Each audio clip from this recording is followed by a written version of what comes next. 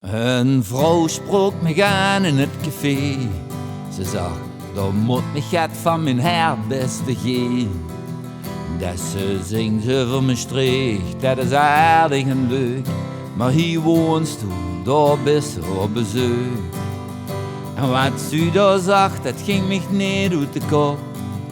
En gisternacht steeg er zelfs van op. Ik wil zingen over de stad waar ik nog een leven lang wil blijven. Maar wie moet ik de naam nu toch schrijven? Ik heb de ganse dag zitten bellen. Iedereen heeft zijn rijden om het alles te spellen.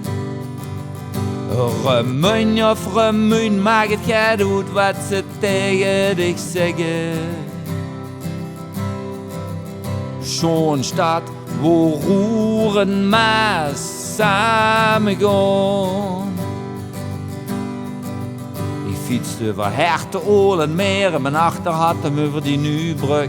Via Aasrooi en Boekel naar Zwaam en over Assel en Leven terug. En ik dacht als ik hier om me heen kijk, wat zijn veer toch gerief.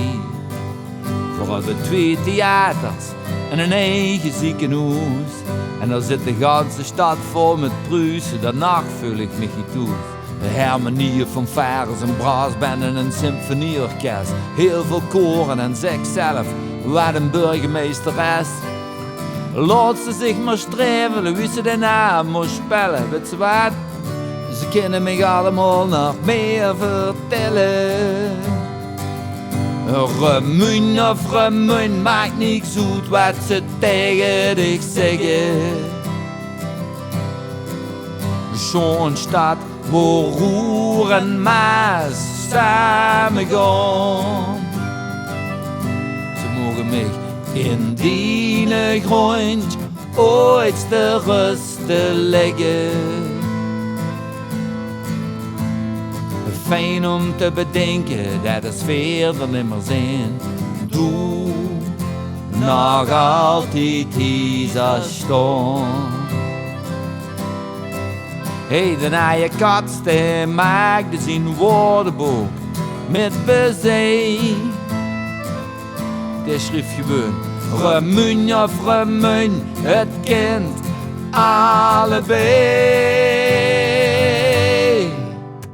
Remuin of remuin, maakt niks uit wat ze tegen dich zeggen. Mijn stad waar roer en maas en zwaam samen gaan. Ze mogen mij in die grond ooit te rusten leggen. Fijn om te bedenken dat de sfeer er nimmer zijn. Fijn om te bedenken als sfeer er nimmer zijn.